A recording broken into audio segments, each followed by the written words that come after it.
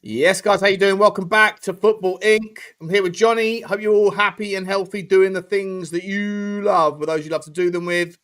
Please do us a favor, guys. Smash the like button for us. If you enjoy the content, hit the subscribe. If you haven't already, hit the notification bell and drop them comments. Let us know your thoughts on today's topics. Johnny, how is Holly Pops? Yeah, it's all good. All good. The sun is shining. I see the weather is taking a dip down in the UK, getting nice and cold. Yeah. Do like the cold though, Sean. Hate the rain. Don't mind the cold. It feels like first day of winter today. I was out early getting some bread from the shop at like 8 o'clock, and it was crispy. Yeah, it was crispy because I think there was no clouds overnight. It's a cloudless day. Yeah. So yeah, you feel it's nice. It's a nice day, but it's a day that's a little bit nippy. That crisp. I love the white crisp when you walk on the grass, nice and white and crisp, and the sun shining. I'd rather have that than the rain and the driving wind and the rain. But enough of the Weather Channel. Yeah, nothing weather. Guys, we are of course on the podcast platforms, Apple Pods, Amazon, and Spotify, where you can watch us back. So please do take a moment if you are into that stuff and search for Football Inc. and hit the follow and the rating section and give us a little bit of feedback. Couple of stories out. Well, Johnny, first and foremost, North London Derby is approaching, the big one this weekend, Sunday. And the international break's not quite done yet. There's a lot of games tonight and tomorrow night, and there's a few international games late Tuesday, early Wednesday. But the big news, obviously, is that in terms of from the Tottenham, North London Derby's perspective, that Calafiori took a knock, but he's apparently supposed to be back. No problem for him. But listen, I know that Arsenal got a lot of depth, but losing out on Gabriel is a big deal. So, and apparently he is more than questionable for the derby. So, thoughts? Listen, I don't listen to any of it with Arsenal. Calafiori leaves camp as a headline now. He's okay. Listen, even if Gabriel was injured, okay, they've got Hincapié, they've got Ben White, they've got Calafiori, they've got Skelly. They've got an abundance. They've got Mascara, who's looks absolutely frightening. Could be one of the signings of the summer at only 13 million. They've got an abundance of fill-ins. You know, they're missing at the moment. They're missing Gyökeres. They're missing Jesus. They're missing Havertz. They're missing Odegaard. They're missing Noni. Doesn't make any difference. The depth is so strong. Yet we lose, hours, and our whole game's falling apart. We can't afford to lose any more.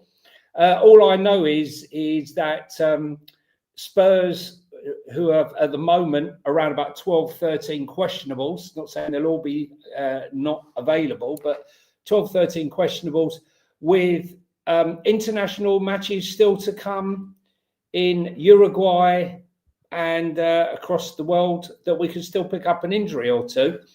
I'm not sure about Arsenal, but I think most clubs will be very happy for the international break. I'm not so sure about the players though, Sean, because Arsenal and Spurs don't come back into training till Friday. They're trying to give the England players at least as long as break as possible, because this is it now. It's 3 games a week now. If you're in any major European competitions, it's 3 games a week now until March, the next international break. It's full-on football. You do not want to be going into an injury crisis over the next 3 months. Unfortunately, our club is smack bang in the middle of one. Whether or not we can pull ourselves out of it, with some news on Kudos and Mawani or Bergval or Papassar would certainly help us. But 3 games a week and a threadbare squad isn't good for anyone. Certainly not good for us. 2 games a week, though, isn't it? It's 2 games a week. You say 3, it's like otherwise you're always overlapping. Well, it's they refer to it as 3 games a week. Who does? When the press are talking about it. It's 2 games a week. Well, What do you mean? You're the only one who refers to it as 3 games a week because you're playing Saturday, Wednesday, Saturday. And if you're calling that 3 games a week, then the following week is only. They often have 3 games within 7 days, Sean. Yeah, they do. But the third game is on the start of the second week. Pedantic with me. You're getting pedantic. Just checking your math. Listen. Go and ask Oliver Glasner. Oliver Glasner's losing his shit over the fixture crisis. 2 games a week. BBC says 3 games away. Thanks very much, Blake77. What do you mean? How can you play 3 games a week? So what you're saying is 6 games in 14 days? That doesn't happen. What are we doing here? Stop it. Come on. 3 games a week. 3 games a week. Sean is trying to rewrite the narrative. No, I think everyone else is. You play on a Saturday, you play midweek, and then the next time you play, it's the start of the next week. What are we doing here? Friday night, mate. You can play Sunday. Spurs played Sunday, Tuesday, and Saturday morning. What happens then? You can play 3 games in a week, but you're not playing 3 games a week, are you? Well, 3 games in a week. All right. Listen. Let's talk a little bit about Thomas Frank. He said he had interviews with both Manchester United and Chelsea on the same day last year. How did they go? It didn't go very well for him. He didn't get the job, did he? He said sitting down for interviews with 2 of the 10 biggest clubs in the world 2 hours apart is pretty unique. I know I didn't get either of the 2 jobs, but it was still a huge deal. I remember walking between the interviews and thinking, Thomas Frank from Frederiksberg, am I really experiencing this? Yeah, and then you landed at Tottenham. Yeah. You landed at Tottenham, and then you play Frank ball, which is pissing people off. Yeah, they'd rather play Ten Hag ball, right? Or Amarin ball and hardly win a game in 18 months. Could you imagine the meltdown if we had Amarin ball at Spurs? I mean, we've got it. We've got Amarin, but we've got it. We've got it. Hang on, we're 3 months in, not 18 months. 18 months in, Sean, I'd be joining them. I'd be joining in, mate. So at what point? So give me a line in the sand. At what point do you start to question? I need to see him after the summer window. Yeah. So you're gonna just over a year. This entire season, he can play turgid football the entire season, and you're okay with it. No, I don't want to play turgid football, right? Ever. I'm saying I need to give him some time. I need to give him time. No, I'm asking how long before you start to say, all right, you've had enough time now to sort out the defence. The defence looks good. At what point do we start playing a bit of better football? October 2026, yeah. He will be hounded out, Johnny. You might be the most patient man in the fan base. If he's still playing and setting up the same way at home by late January, he'll be hounded out, mate. Tottenham fans are not going to tolerate this for a year. No chance. Listen, no chance. Look, I'm saying to you, if we've still got if half of these players are still all out, then we're going to have a problem. But if we've got a full squad, Sean, or 3/4 of our squad, and we're still playing shit football, come the second half of the season, I'll have something to say about it. I will. So by the second half of the season now, so the goalposts are moving. Okay, fine. What I'm trying to say to you is, right now, with one transfer window, 3/4 of the squad missing, that I would class as a first team squad, and 3 months in, the 2 things combined makes it very difficult for me to turn around and say he's absolute shit. He's out of his depth. He's got to go. Yeah, at this stage. No one's saying he's got to go. Well, some people might be, but I'm not. But I think the reasonable minds should meet in the middle here and say, you don't get to play boring, horrendous, haramble football for a year as a free hit. No, not at home. You have to, at some point, take the accelerator and apply some forward momentum.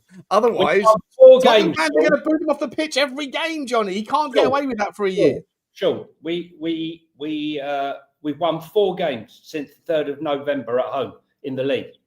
Right, 4. Yeah. And he's been a part of 5 of them. Yeah, but we won 1 of them.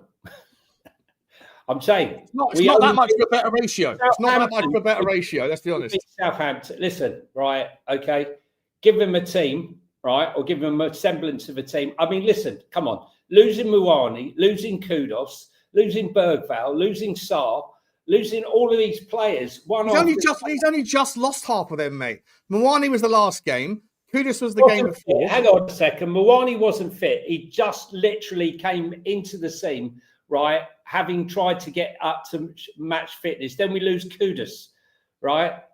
Look, Kudus has only missed 2 games out of 12, out of 14. I'm just saying. I'm just correcting the record. Yeah. Pape Sarr, you mentioned Pape Sarr. He hasn't missed a single game yet. Sean is very much Frank out. No, I'm not. I'm just holding I'm holding the opinions to account of anyone on both sides of the coin. I think that people go, hang on a second, he's got 13 players out. Bergvall's only missed 1 game. Yeah. Sarr hasn't missed any. Only talk about the negatives. Talk about I don't know. I'm holding your defense mechanism because your professor, he's the professor of football. Your whole I hated Ange, now I'm backed into a corner on the Thomas Frank thing. You're starting to masquerade sort of the truth alongside a hell of a lot of nothing burgers. Like, for example, you just said he's without Pape Sarr. Pape Sarr hasn't missed a single game yet. No, I'm just adding him. Come off it, Sean. So you're telling me with 13 players missing, we go and play Arsenal. If we play shit, it's all on Frank. Nothing to do with anything else. Nothing to do with being there 5-6 years and has spent hundreds of £1 million, and one has got 3/4 of his team missing. I mean, I didn't say that. I didn't say that. I didn't say that. Talk about some positives. So, give me one positive you think about Thomas Frank. You've got lovely hair. Oh dear. Anyway, I'm not anti-Frank. Moving on. Do I expect to win against us? Why do you want to move on a slow news day? Why do you want to move on to an interesting topic? Is it because Johnny? Is it maybe because you know that the heat is on your appointment? The heat is on the guy that you backed, and you don't want to talk about it too much. It's okay. It's okay. I'm here to ruffle feathers, bro. I'm here to ruffle them feathers. If you want to talk, it's Football Inc. We're talking about everybody, right? We're talking about everyone. If you want to sit here and talk about Spurs, I'm very happy. I'm very happy to talk about Spurs.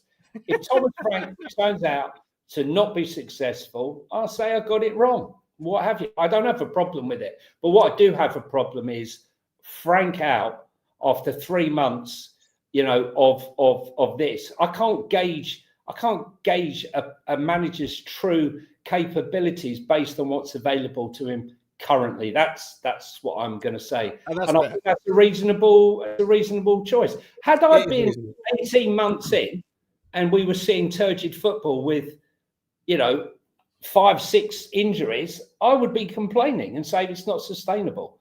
I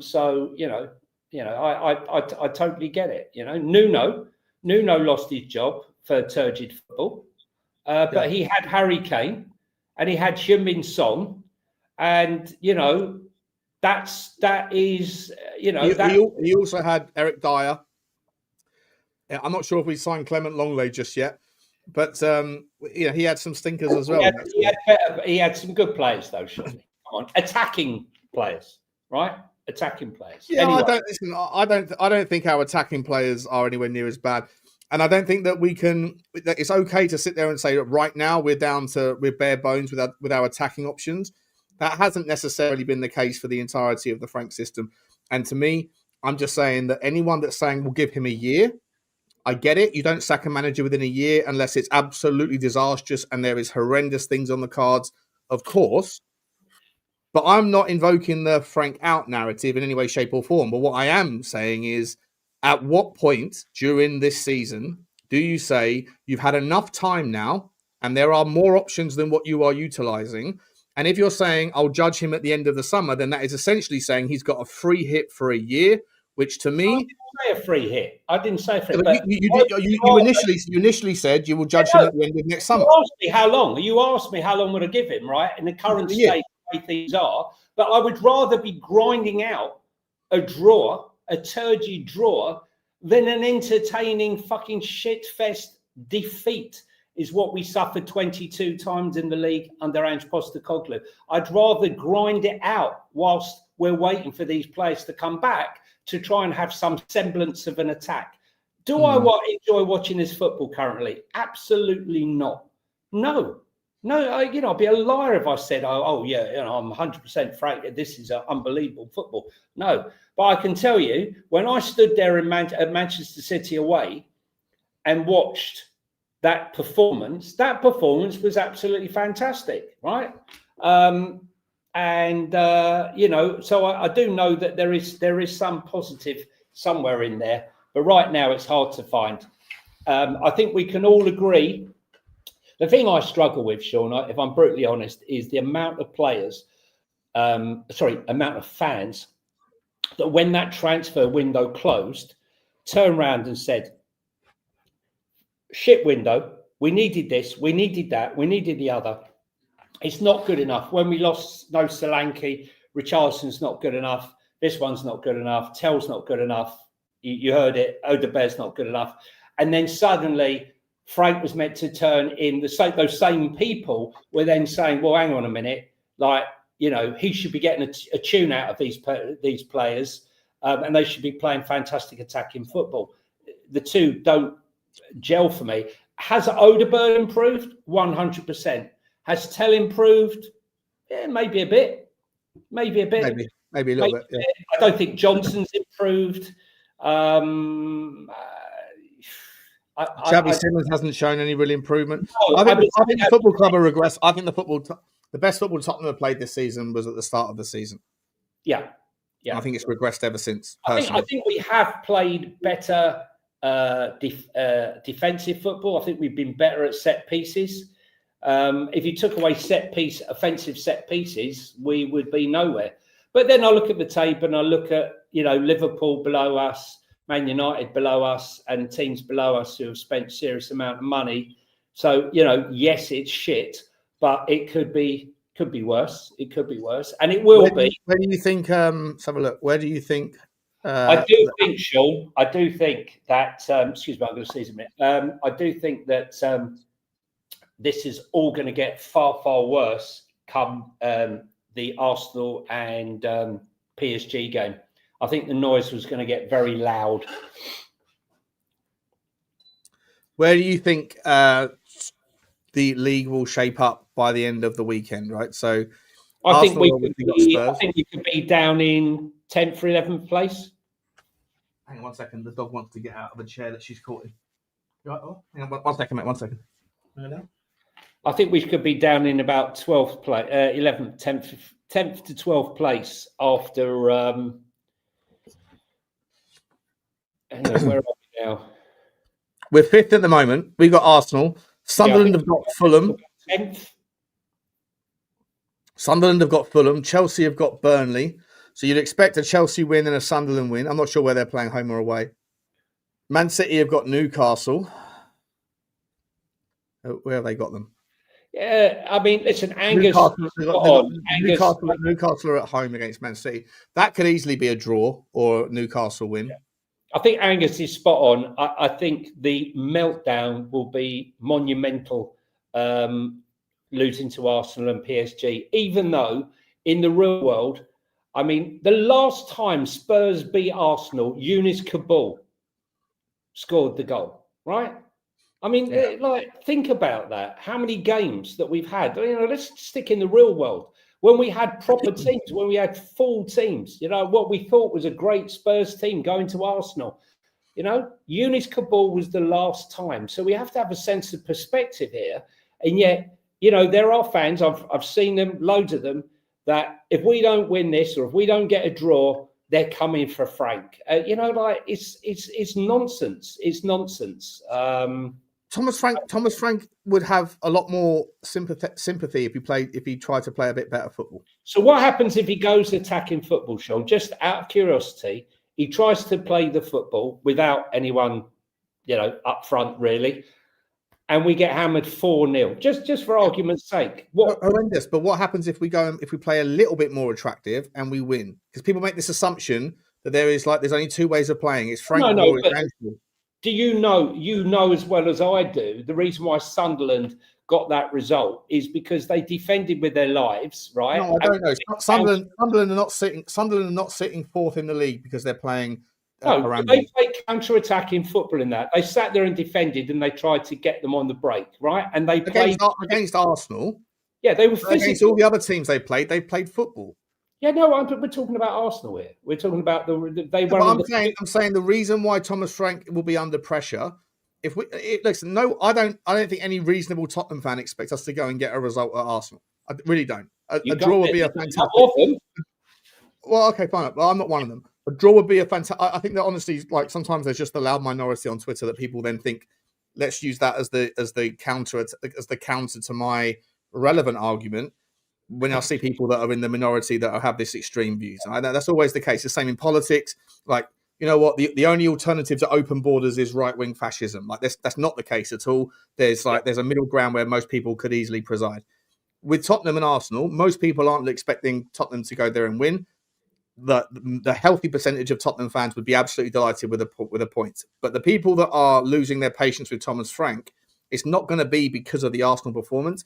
It's going to be because of the performances that have been leading up to the Arsenal performance. And if you look at Sunderland, you look at Bournemouth, they are teams that don't have anything like the same level of strength in depth that Tottenham have. Yes, they haven't had the same injuries, but there's teams up there that have weaker squads than us that are playing better football and still getting results. And so there's this narrative of people that want to defend Thomas Frank because they're embedded in their opinion. Not saying you, Johnny, but other people that are embedded in they're in the trenches and they're sitting there saying, I've got to defend myself any way I can. And what I'm going to do is I'm going to say, if we play good football, we will get torn open. And that's assuming, I'm not saying you did, but there are people out there that will do that and say, so the alternative is to play good football and then we get torn apart. No, why is that the assumption? Look, why is that the scenario? Hang on a second, right? Listen, Arsenal lost the league because when they played Man City last season, instead of coming out and attack like they'd attacked every game, they decided to shut up shop and try and catch them on the counter-attack, and it backfired on them, right? They played the opposite of how everyone expected them to come out and play. What I'm saying is Arsenal against Man City last season, right? And what I'm saying is sometimes, look, for me, Sunderland were fantastic. Their physicality against Arsenal couldn't live with it. Sunderland out-muscled and used their physicality to another level. Whereas Arsenal, they're a big team, strong, tall. They've been bullying a lot of teams, right? That rolling on the ground, screaming every time you challenge them. They know every single dark art. I can't bear watching that. I'm quite happy to watch them play good football. I can't stand the screaming and the rolling around every time in the referee's ear, Arteta in the fourth official's ear, using every single thing they've got. I can't bear it. But my point here is that as we are missing so many players for the weekend's game, I'd like to see us try and match them physically, right? Aggressively, right? Because we can't match them man for man on the pitch with players at this present moment. I think with the full team, right, with a Mawani, a Kudos, and what have you, we could definitely give them a very good game, 100%.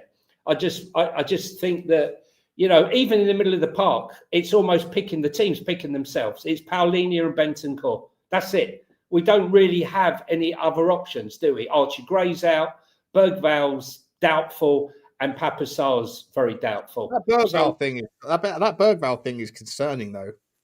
Yeah, like he took a football to the head. He was obviously clearly like dazed and confused in the moment. Though, did you think it was innocuous? Yeah, I mean, like no, there was nothing deliberate about it. Obviously, just like football to the face, and everyone was like, "Oh, he'll run it off. He'll run it off." He goes to Swedish camp 4 days later, and he gets sent home. Like, what happened? Did his brain rattle around his head from football hitting it? It was like that because don't forget he had a 2-week sabbatical. He can't play for 2 weeks after that game, so he had to clear that 2 weeks prior. No, it was the Man United game he came off, right? Oh, it was a Chelsea game. So Chelsea. Shit, you're right, Chelsea game. Shit. So yeah. Fucking hell! Like it's a hell of a long time to be dazed and confused, isn't it? Well, it is. I sometimes try that. For someone I used to say Don't worry about it. Lucas Bergvall. He's an aerial threat. You watch his ability to fly, to catch the flight of the ball. He's quite tall. He's going to be a threat there, and he is generally. He is, but like gets a harder one to the head. Do you think that's going to put him off heading the ball? Maybe. It's obviously affected him. Yeah, maybe. Do you remember when he was pissed off? Where he was so pissed off that they said he had to come off, and he stopped on the tunnel. Yeah, somebody fell into the fucking bathroom on the way. Yeah. He went into the away dressing room. What are you doing here, son? Yeah, wrong part of the world, mate. Wrong part of the world. You're in Arsenal territory, or in Chelsea territory now. I think scary, mate. Scary how fragile the human condition is, right? It is. I think, listen, Arsenal season is very much but the next 3 games for Arsenal are massive. You know, they got Spurs, they got Bayern Munich, and then they got Chelsea. Yeah. You know, you win those 3 games, and you really are sailing on. You know, nailed your top 8, I would say, for the Champions League. Chelsea's away. Chelsea's at home, isn't it, for them? Is it? I think it's Spurs at home, Bayern Munich at home, and then maybe it's Chelsea away. Maybe it's Chelsea away. I think it's Chelsea away. Yeah. I think Bayern Munich are going to take points off of Arsenal. Oh, not yeah. I guess it is points. Yeah, it's the league phase. So I think they are. I think the Bayern Munich are. If Bayern Munich do a job on Arsenal, come away with a point, a score draw, I think Bayern Munich, for me, are worthy of having a score on for the Champions League, and I will do it. I'll do it. I'll say Harry Kane top goal scorer, Bayern Munich to win, because I think they decimated PSG. If you can go to Arsenal and get a result, they're going to qualify the top 8 anyway. I know they don't necessarily have to worry too much about the Arsenal game because they're going to get the top 8 anyway, but it does affect the way you finish in the league does affect even though I think this rule stinks, by the way, that you can fight for 8 games to finish first, and then all that offers you is home leg second for the next round. But then in the quarterfinals, in the semi-finals, and in the final, it goes back to just the draw. Like they should, if you come first in the 34 teams or whatever it is, 32 teams. Yeah, I think that you should play second. I think you should play at home in the second leg for the 16, the 8s, the 4s, and the final. I totally agree. I thought it was absolute nonsense. So what, you can finish top of the group and have to play all your games away from home in the second leg? I mean, it doesn't make any sense. Sully's got a very good point. Arsenal actually haven't played at home for over 100 years. Arsenal haven't played at home. Very good point, Sully. They're very good away from home, are Arsenal. South London, la la la. Yeah. No, but listen, I think this is 3 huge games for Arsenal coming up. United, Sam, all you got to concentrate on is winning in the league and getting that poor guy a haircut. As Sean said, like, I bet the guy wishes he'd gone 5 games unbeaten rather than winning 5 games. Mate, there's so few teams. There's so few teams that win 5 on a bounce. Sorry, it just doesn't happen. Not forget about Man United and how poor they are generally. Yeah. But like, they're like Arsenal don't often go. I know they did recently, but they're like there's very few teams that go 5 wins on the bounce, and so he genuinely might. If he stands, he might end up having to cut his hair for his own health reasons. You might see like an update in 2027 where he's disappeared for a while and he comes back and he's pulling this like a wedding vein, like the whatever they call them. The what do they call those things that women wear on their head for the wedding? Is it a wedding veil? Wedding veil or something? A veil, right? He's got this giant mop of hair that just leads back 3 or 4 foot, like. And he sits there and goes, "Guys, I'm really sorry, but under the advice of my doctors, I have to get this cut because it's starting to pull my hair." Like, he's not going to cut his hair for about 5 fucking years, Johnny. At this point, you see that poor the poor was attacked by Man United fans for being popular. I mean, really? Oh, they're going after him, are they? Yeah, they're all getting the arse. My missus always says to me, you know, when I'm walking out of Spurs and I'm doing my reports or away games, She said, "Oh, I'm worried that someone's going to come up and punch you in the head." I said, "Oh, thanks." I said, "Are you telling me I should hire security to walk in?" She goes, "Well, they could grab your phone. There's someone out there that won't like you." I said, "I'm sure there is. I'm sure there's plenty out there that don't like me." But I hadn't really thought about it until she put my thought in my head. No one ever says anything to your face. So now, Phil, I come out of the stadium and I'm doing my report like this, and I'm like looking around just in case. But where are we? Let's have a talk about Liverpool. Semenyo apparently looks like it might be on sooner than they thought. Looks like it might be on this January, mate. Well, I think that Semenyo, if he is going to go anywhere, I mean, look, we've seen all the other links, but he says he'd go to Liverpool. But are they going to get rid of Salah? That's the thing. Is Salah going to go? Yeah, I think so. You think? Yeah, I think so, mate. I think it's just like nothing lasts forever. You know, the guy's 33. He'll be 34 in 2026. They could probably still get decent money. They will still be able to get decent money for him. Like, you know, what other 33, 34-year-olds are going to command like a 70 million, 80 million asking price? And they'll, like, Saudi Arabia will pay whatever. They will pay whatever they have to pay to get him, because it will be massive for their thing.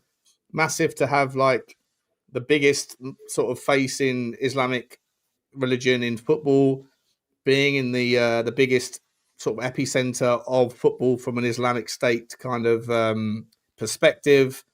It just makes all the sense in the world. And from him, you know, he's won it all anyway. Has he ever won the? I'm not sure if he's ever won the Puskas, and I'm not sure. Has he won the Puskas award? I don't think he's. He hasn't won the Puskas, has he? He's definitely not won the Puskas award. I don't know what award he's won, to be truthful with you.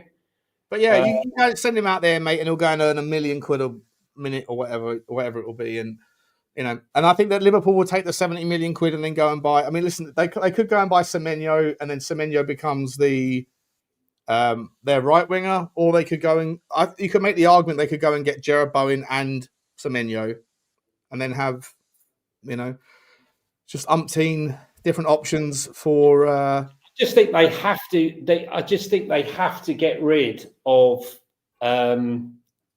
what's the name? I can't see it. Get rid of Salah.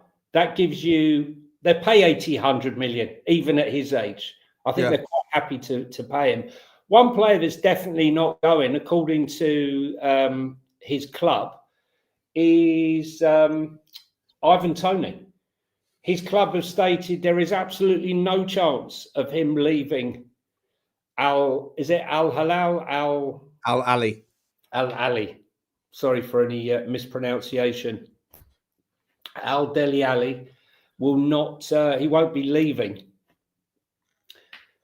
If Spurs aren't interested in Vlahovic and Ivan Toney's not coming out,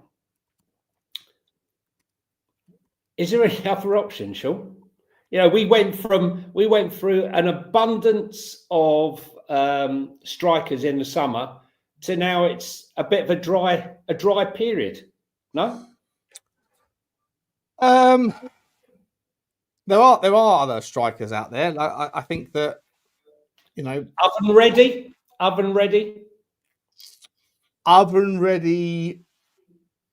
Victor Osimhen. It'll take a lot of money to get him out of Galatasaray, but Galatasaray right now, I don't know, man. The whole Turkish football thing, I don't know how to read it. Like, there's so much money over there. I'm sure it's all, like, you know, a little bit suspicious, the funding sources. Is it coming? I know Ulrika, who I haven't seen for a couple of days. I think she might be on Hollypops drying her bits. Maybe she's got a bit problem. I don't know.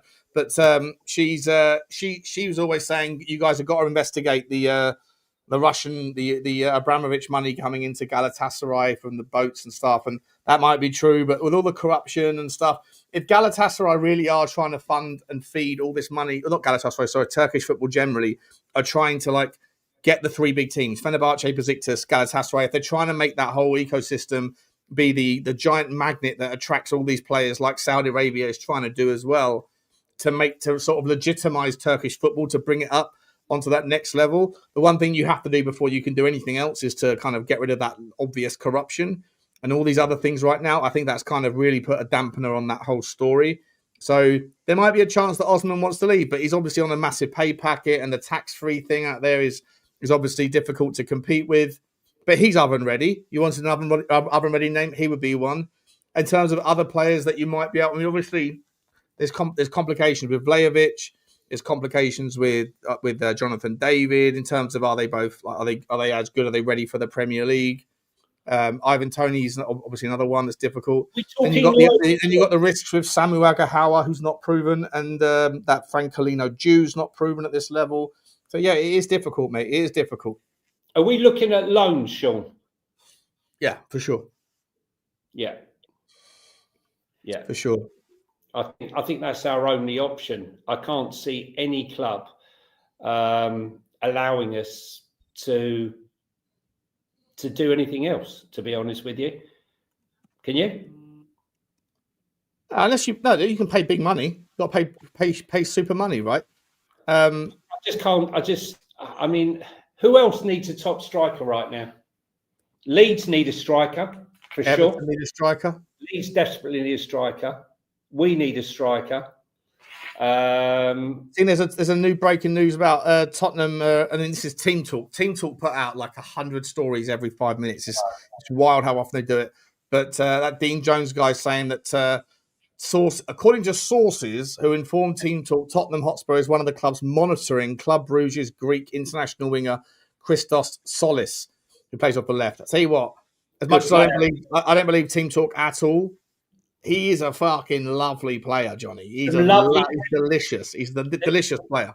Some lovely young, some lovely young Greek players right now. I'm amazed they didn't do well in the qualifiers. I mean, they beat Scotland, which isn't difficult, but I think there are some really good up and coming young Greek players. I think we might see them do well in the European Championships. I think they will qualify for that. But Can I ask you a quick question?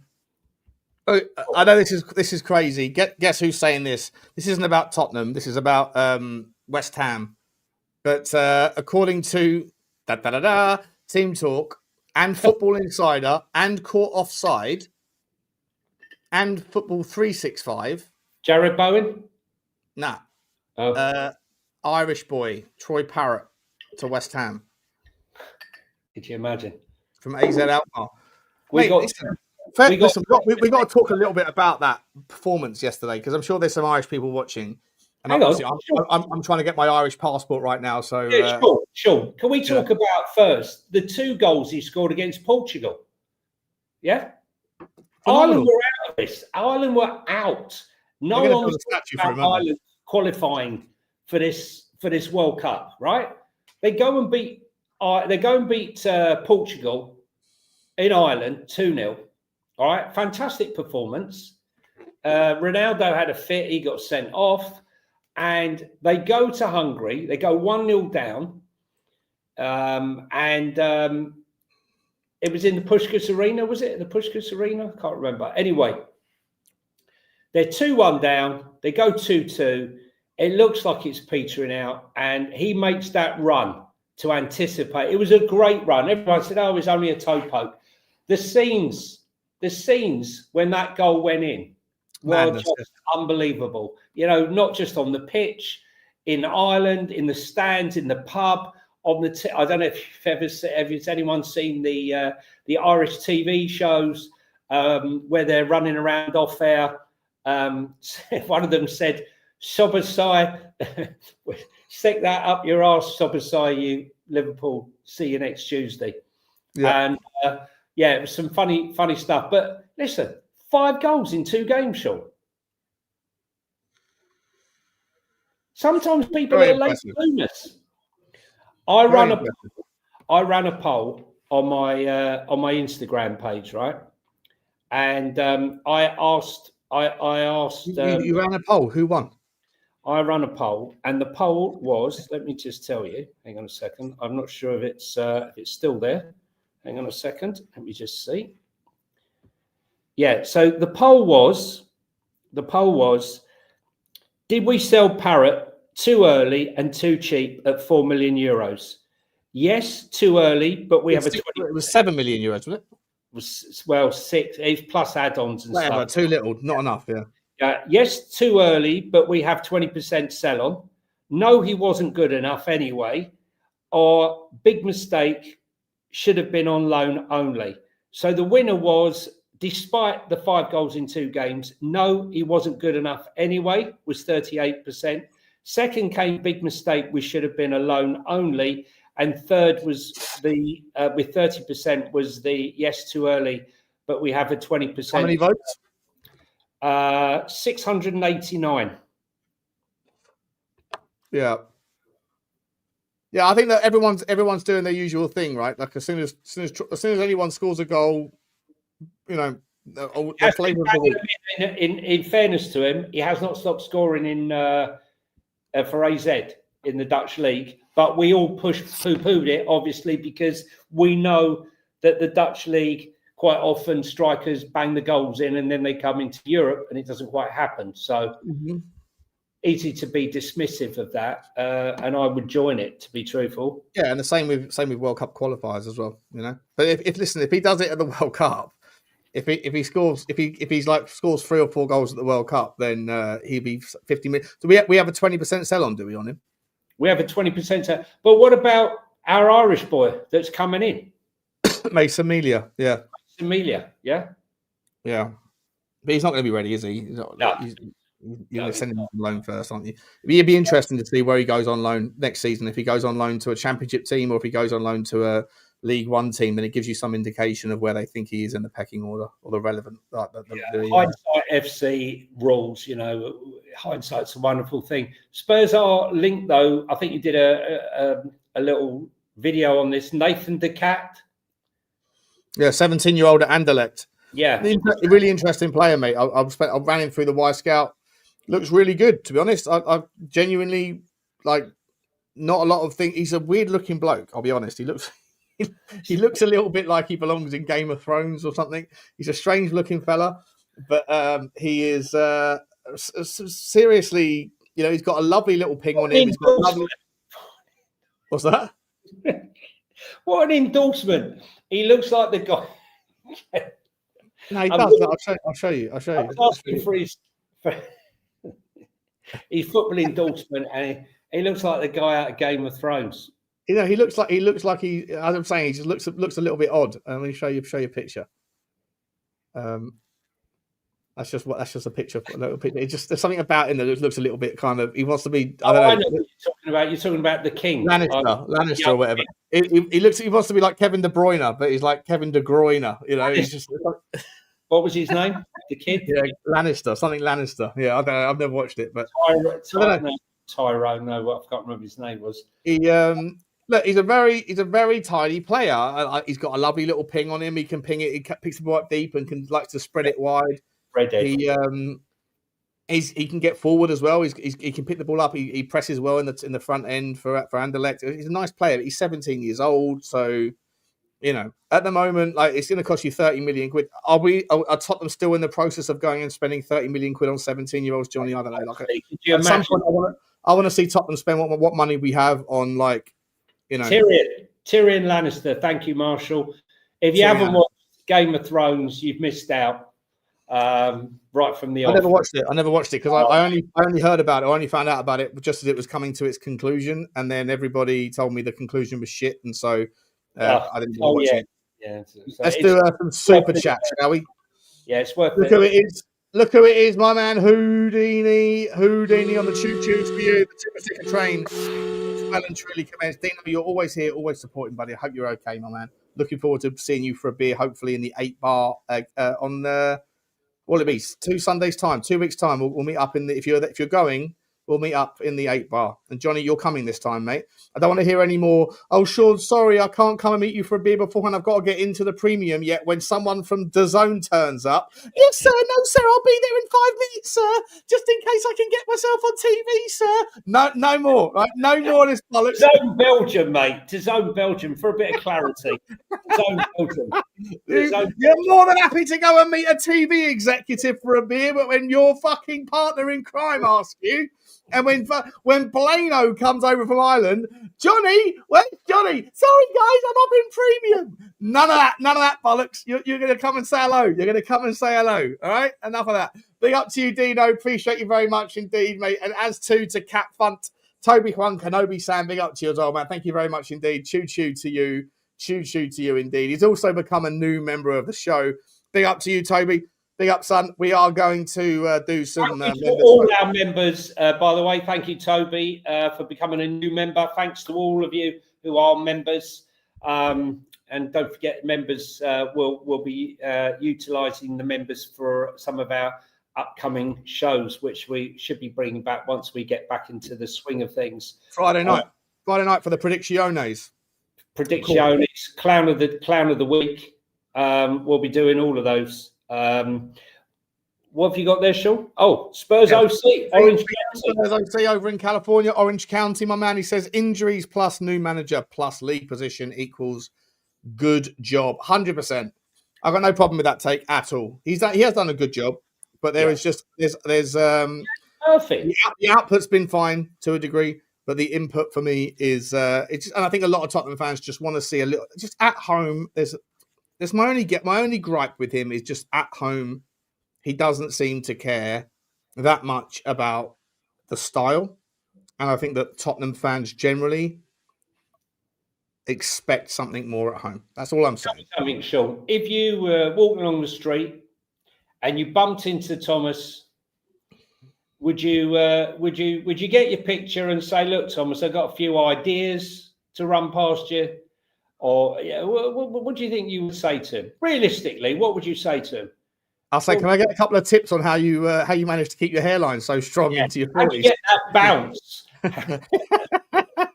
Is it just for men? Is it head and shoulders? What are we working with here, Thomas? What are we working with? It's New Harmony hairspray. No, but I think... I just want to quickly ask. Angus, the entire show, you have been responding to someone called @FK, right? I can't find anyone in the chat who is @FK. Are you conversing with someone on a different show? Because you're having a conversation with everything you're doing is @FK, @FK. And I don't know who the fuck FK is. I don't know who he is because I can't see him anyway. Oh, it's you, Sean. It's you, Anthony Clark. Oh, okay. Fair enough. I was curious. I was like, what's going on? There's hidden users that I can't see, Johnny. There's hidden users. You can't do it. Geek Jinx was asking about the fantasy football and the NFL. All to know is Josh Allen got me 45 points in the fantasy football. Did very well, and added Titoria McMillan for the Carolina Panthers. So a big win in the fantasy league this weekend. We should do a fantasy show just for a laugh. Maybe we do one in the playoffs. Get my son in. Okay. Sean, Manchester United seem to have started to have a bit of an interest now with Casemiro on his way out in João Gomez. This is a player that you and I have spoken about a few times. Yeah, I love him. Do you think that's I wanted him for summer of 2024, mate? Yeah. Before, not last season, before that, before we went into last season, I did a video on Spurs Talk Show saying the 10 DMs that Tottenham have to approach. Yeah. And there was a lot of players on there. There was a Thuram on there. There was him. There was my man from Leverkusen as well. There's lots of DMs that still haven't moved that would be major improvements. João Palhinha was one. We ended up getting him, but João Gomez is not a 6 anymore. He's an 8, but he's still got that 6. It's only because of Andre. Yeah, he's no 100%. But he's got that 6 ability. He can sit in there and keep it tight and be physical and like in a game that is moving towards physicality. I think he'd be wonderful. Problem is, can you get him out of Wolves in the midst of a of a relegation fight? Probably not. Yeah, listen, I like that term. He's got 6 ability. He has got 6. He's got 6 fights. Look, I think if Wolves go down, you can imagine that Man United would like to link him back up again with Matheus Cunha. That makes total sense. The 2 Brazilian boys together. And hate to see that, Ryan, that you're already accepting that you're going down. Ryan's a Wolves fan. Can't stand. I hate to say that, Ryan. I don't want Wolves to go down. I genuinely like Wolves as a team. I love the fact that there's a chance that they might be able to hook up with that South American contingent. As much as I think that John Tex is a bozo and he's dangerous risk for financial risk, he does have those connections. And I think there's a team in the Premier League that would be really useful in that regard, and it would be Wolves. That whole story disappears if Wolves get relegated. I don't want you guys to go down. Really don't. Do you know what's interesting, Sean? I mean, Casemiro, they tried to get rid of him. He wasn't going to go. He was going to wages. Now they're talking about the possibility of him staying for another season, Sean, because he's doing so well. When he doesn't play, Man United don't tick. Everyone thinks it's only through Bruno Fernandes, but Casemiro's played a huge part. We saw when he went off against Spurs how the whole game changed. They're saying now that potentially he could stay if he's willing to like half his wages and maybe do another year's contract. But they're also looking at his contract's up in the summer, right? Yeah, but they're looking at everyone always turns up when their contract's about to expire, Johnny. Correct. Elliot Anderson, Carlos Baliba, and also Victor Frodholt, the Porto midfielder. They seem to be like he's not been at Porto very long. He was at Copenhagen 7 months ago. I know. And he's already getting shipped on. Porto are some club, aren't they? They find a way. They just go, I'll buy him for 10, sell him for 45 in about a year's time. They're like a trader, mate. They're like eBay FC, but they're actually pretty good at selling those players on. But there's too much disrespect for Casemiro this season. Like people looking at him as being the weak spot.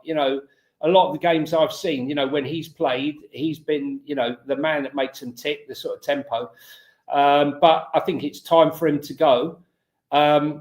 It's just who do you go for? I mean, for me, Elliot Anderson is maybe right for Man United, but maybe João Gomez, as I said before, to link up with Matheus Cunha would be the one. I don't know what Sam thinks of that. Man United fan in the chat. Let's see what he thinks about that. But one player that is being linked to being allowed to go. This story changes all the time. Man United are now in discussions with Roma over a January loan deal for Joshua Zirkzee. That includes an option to buy the forward for around about 35 million euros. But apparently Roma are also looking at taking Matthias Tell on loan. What do you think of that one, Sean? Can we afford to let Tell go? There's absolutely no chance we're loaning Matthias Tell in January. No chance. I don't think we've got enough players. We can't do that. Yeah, we're down with bare bones, mate. No chance. No. But I actually think Matthias Tell's going to step up. I think he's going to step up now. I'm not sure if he'll start against. I think he'll come off the bench against Arsenal. If he scores a goal against Arsenal, by the way, and just imagine, I will be shameless, bro. You've never seen a shameless Sean like you're going to see on Sunday night. You've seen a shameless Sean before. No, but not the level. The level of shamelessness is going to be unbelievable. If my boy Wilson Odobert, Heisenberg, if he whips the ball in the 89th minute and Matthias Tell gets his noggin on it and sends it top bins to go away 2-1 winners or something, I am going to cook everybody. Yeah, actually, it's gonna be outrageous. Just to say, the Alan legend has said we can use injury change in the Champions League, so Tell could make the squad. The only thing, Alan, is that there's a 60-day rule. A player can't come back for 60 days after he's. Bring him in now. So he should have come in. He should have come in the day that Wani got his Wani got injured, and they said he was going to be out for 8 weeks, purely because that's sloppy on Tottenham's part, isn't it? Those days would have actually coincided with us playing the final game. He could have come in until the final game in the Champions League, the end of January. Now they've missed it. They've they have. No, because I think the final game is the 27th of January. I'm sure they had to do it already, Sean. 60 days, mate. How many days between now and then? 67. 67. Yeah, they're running out of time. They should have. They can do it, and they should do it. If they don't do it, then obviously there's some indication that. But like, even if Mawani is only out for 6 weeks, you still need someone to get us through PSG and Slavia Prague and the 2 games before that. So we're only 4 games through. The final game is on the 27th, what Mawani might be back for, but there's 3 more games before that which are crucial. So, yeah, I tell absolutely has to be brought in. Manchester City. Sam, don't get that, mate. I remember watching you. I remember seeing you on live streams when Matthias Tell joined in January. I remember seeing you, bro, when Matthias Tell was going to go to United and then he ended up like rejecting you lot and coming to Spurs on loan initially. I remember seeing you losing your shit, saying, "What the hell? Why has he gone to Tottenham? Man United are just a disgrace." Yeah, don't give me all that bollocks now about Sam. I remember, bro. I remember. Don't play that card. This guy's got the Ginkgo biloba on, bro. Receipts. Sean's got the receipts. Manchester City are monitoring Eintracht Frankfurt's left back Nathaniel Brown, 22, made his senior debut for the German national side in October there. So that's one. But this one's making me laugh. The Ibrahim Konate story. Yesterday, he was talking about how Mbappe's ringing him every 2 hours, right? Asking him to come to Real Madrid. Today, we've got him talking on his Liverpool future. I've seen lots of things in the press recently. I don't know where it's all coming from. Maybe your mouth and your agent's mouth. Yeah. My agents are continuing discussions with Liverpool. I hope my decision will be made very soon so I can announce it. Mate, honestly, I don't know what to say about this guy. I mean, maybe he should concentrate on actually playing football rather than I'm going to Bayern Munich, I'm going to Real Madrid. Maybe start playing for Liverpool because his form this season's been absolutely shocking. Another AZ Alkmaar player that we've discussed a few times, Sean Keith Schmidt, the 19-year-old midfielder. Liverpool are after him. He's the next Kevin De Bruyne. Yeah. He also looks a little bit like Kevin De Bruyne as well. Got the mop on. Who's a better future Kevin De Bruyne? Okay, that's what I need to find out. Is it this guy here? Hang on. Is this Kevin De Bruyne or is this guy Kevin De Bruyne? No, that's Kevin De Bruyne. I mean, it is Kevin De Bruyne reincarnated. Huh? It even looks like Kevin De Bruyne. If you would have merged these two, though, I think you'd have a little bit of Kevin De Bruyne. I think this guy looks a bit like Kevin De Bruyne as well, to be honest. You know, I'm not sure. You do a face merge. He's definitely got cat. We'll call him Keys the Cat. How about definitely that? Got a face for radio, hasn't he? He's definitely got a face for radio. Aston Villa are eyeing a move for Manchester City goalkeeper James Trafford. Do you think James Trafford is regretting leaving where he was, playing every week? Yeah. He was lied to, mate. He was lied to, wasn't he? Terrible. Yeah, I mean, he thought he was going to be playing for Manchester City, sold the dream. 1 week later, he's not getting a minute. He's not getting a minute. I don't know what City are playing. The wrong way up, you know. He was there, then he left, then he's back, and now is he going to leave again? To be interesting to see what happens there. Aston Villa are also interested in James Garner, the Everton midfielder. I can't see that one happening. Calafiori, He's well, as I said, Arsenal monitoring Elliot Anderson, but I think he's more likely to, if he goes anywhere, to be Man United. But the story that won't go away, unfortunately, I can't see they need him, is Kenan Yildiz to Arsenal. It seems to be coming up every other day, Sean. What are you thinking on that one? Doesn't seem linked to Arsenal. Kenan Yildiz. Yeah, it's a finance thing, isn't it? He's getting paid. He wants 5 million. He's getting paid €1 million a year, which is like 20 grand a week or something. He's on nothing. He wants €6 million, which is 120 grand euros a week.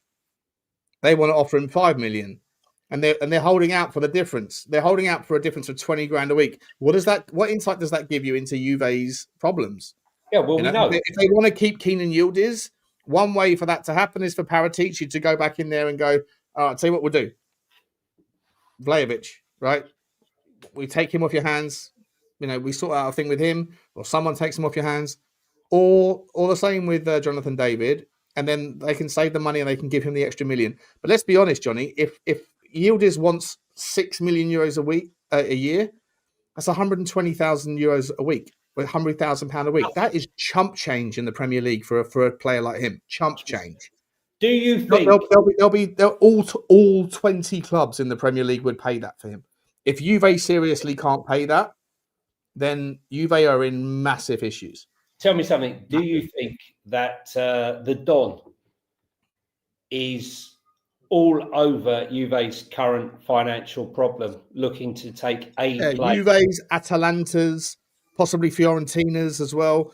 Like, I genuinely think that Italian football right now, I really hope that Paratici is on this one. He's come back in.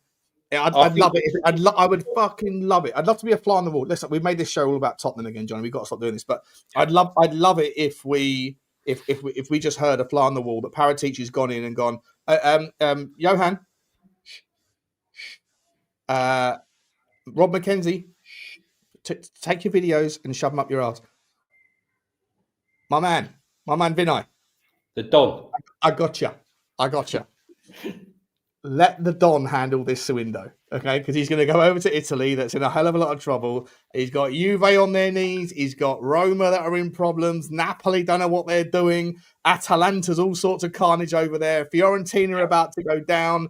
There is talent everywhere in Italy, my man. And Paratici's the guy. He's on. Wait a minute. I'll call you back. What's that? Yeah, well, just wait. Yeah. Tottenham have got a big coming. Just wait. There's going to be plates spinning. You're going to see a January Don Fabio El Duble. A double. Special. Yeah, I think so, mate. I think so. I'd love to see it. The only problem is that under Daniel Levy's tenure, whilst Paratici's spinning the plates, Daniel Levy's thinking an extra day of his negotiations is 1 day fewer that I haven't got to pay the geezer's salary. Whereas hopefully, now that Levy's out of the way, we got the kids, hopefully there, and we've got Vinay and we've got Charrington and whoever else. Hopefully, if there's a deal to be made and we can make it early, we can bring these guys in.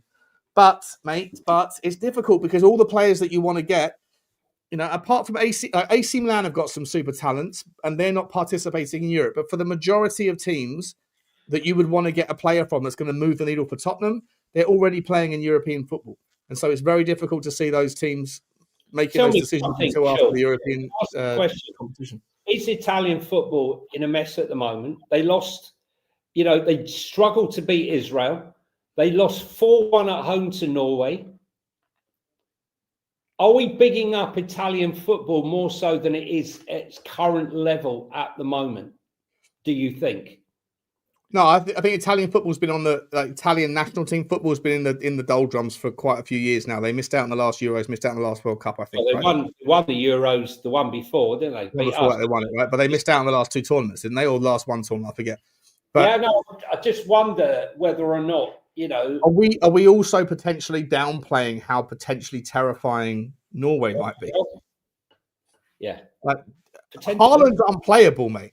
He's unplayable. Right, and Norway have got Antonio Nusa, who, did you see what he did against Italy?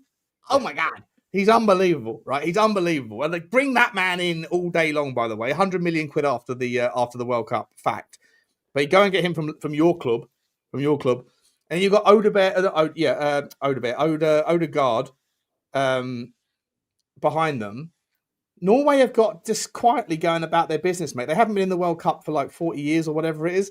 You don't want to get them in the last 16. Definitely You do not. not want to get Norway in the last 16. And also, Sweden, who have done absolutely shockingly in these games. The playoffs, I think, are in March, Sean. By March time, Gyökeres will be back, Kulu will be back, Bergvall will be back. Maybe Sweden can also qualify. I'm just wondering whether, we reminisce about if a guy's got an Ellie on the end rather than a Smith, if it's Onanelli or Dunanelli, he already sounds better than Bob Smith. Sure. I think we've been romanticising. We see everyone wants a whole list of Italian players, but I think there's some foreigners who are playing in Italy right now that are better. With Itch, mate. Same with anyone called Itch, Stanisic, or Blajovic, or whoever else. Right? There's people seem to think if you've got an itch on the end of your name, you're a hard bastard. My itch is gone, Sean. Yeah. The itch is gone. Stankovic. Listen, I'll take that Alexander Stankovic from Bruges. I think he's going to be a good player. I know. The other night he came on as a substitute in the game. Alexander Stankovic, yeah. I like him, mate. I like him. He's a youngster, but I think he's a good player. Very good player. Listen, let's just do a quick. What's his super chat here? We've got a couple more super chats to do. Big up to you all. Blake L, big up to you first and foremost over in America. Big up to you, Blakey. Hope you're okay, my man. Choo choo to you. Choo choo to you. Really appreciate you, buddy. Thanks so much. Hope you're well. And Shermanator. I know Sherm. Known Sherm a long time. Good to see you here, Sherm. Thanks for having me. He says, is it annoying either of you seeing Spurs fans saying we fucked up selling Parrott? As much as I dislike Richie, to act like he is better is insane. Yeah, well, it's hindsight again. It's hindsight FC, isn't it, Sean? Certainly the Parrott thing is just like, what have you done for me lately? For sure. Let's see. Like, it is what it is with him. Like, I think he was always a talent, but he wasn't. When he was at Tottenham, he wasn't in the right headspace. He had to leave to get in. He had to get out of Dodge, right? Because he was hanging around with wrong people, and he was hanging around with like, wasn't he hanging around with like Irish mafia or something, right? Crazy. Yeah. Allegedly, sure. Allegedly, yeah. Allegedly, yeah. He was hanging with the wrong people. Had a few loans, didn't really happen. But his first loan did well, which led to the transfer to AZ Alkmaar, and he's done very well. Let's not make any bones about it. He's scoring out there. I wasn't impressed with the fact that he's scoring for AZ because I know what the Dutch league is like. But you can't argue with the fact that he scored 2 goals to beat Portugal, and he scored all 3 goals to beat Hungary. So that's 5 goals in 2 games. Most of those goals they were poachers' goals, though, right? So they're not like they were, flick-ons and stuff. Confidence breeds confidence, though, Sean. I think the last one, he made that run. He carried on with that run. He believed that he was going to get there for that. That's what made that such a special goal. Whereas you see the likes of Richie giving up on the thing, and his head's dropping. He believed he was going to get there. If you watch the run, I'm sure if Richie went to Holland, he'd be scoring 20 goals a season as well. So yeah. I don't rate Richie, and I don't think that Parrott would have been the answer either. So I think everyone's a little bit guilty of the same sort of thing. Parrott. We will see. Danny K with a super chat, Shawnee. Thank you very much for the super chat there, Sherm. Danny Boy says, "What about?" He's Bellino. Has Bellino. You heard of him? I've never heard of him. No. Yeah, I think he. Is it like a joke? He's a belly. He's a Bellino. Bellandino. Yeah, Bellandino. Yeah. Did you hear about the Nigerian manager blaming the penalty shootout defeat on members of the DR Congo doing voodoo? No Victor Osimhen in the World Cup. There you go. No Victor Osimhen in the Nigeria World used Cup. to be a given, didn't they, to make the World Cup? The Oh, I Nigeria. saw. Did you see this one? I No. saw this clip on Instagram. The Nigerian manager was saying that the World Cup, the penalty shootout, is like they was asked the question, why were you so irate on the bench during the penalties? And he said all of the Congo players were doing voodoo during the Udo, World Cup. They were Udo, spraying you, things. Yeah. Udo, you do, voodoo. But if what are we saying here, right? Like, are we saying that if the Congolese players have got they've mastered the dark arts, then by that rationale we should be expecting them to win the World Cup final, right? They should win the whole tournament, right? Because if you can control demons to like keep the ball out of the back of the net, then like why are we stopping at just the qualification stage? Why aren't we taking it all the way to the tournament? Sean, I take it very seriously. I think they've done some juju on the Spurs stadium. We can't win a game. I know you piss in the corner, right? That's what you say. I think that's just your excuse for when you're drunk and you come in after a bottle of red wine and Liv's going, Johnny, the toilet's over there. No, I'm trying to get rid of the juju, girl. There's juju. How can you only win 4 games at home, less than any team in the league? 4 games at home since November last year, and 2 of them were Southampton and Burnley. Yeah. I mean, something's up somewhere along the line. Well, yeah, it includes your manager. That ratio includes your manager as well. Let's not forget that one, mate. Listen, we're gonna go. We got to go. I got to do some work, unfortunately. But appreciate you, Johnny. Thanks for coming on. Thanks everybody for the super stickers and the super chat. You're gonna have to tell me, Danny, who Hida Bellinio is. I'm sure you were trying to do the old Arsenal TV thing where you just phone up going, have you heard about that guy, Ivor Biggin? He's a quality player. Ivor Biggin and the big nose benders. Or Danny Kay is the guy who goes to Tesco's and says, I've lost my friend. Yeah, and asks them to call out their name on the tannoy. Yeah, that's it. Yeah, 100%. Appreciate you all, guys. We're gonna leave it there. I'm back at 8:00 on Spurs 5.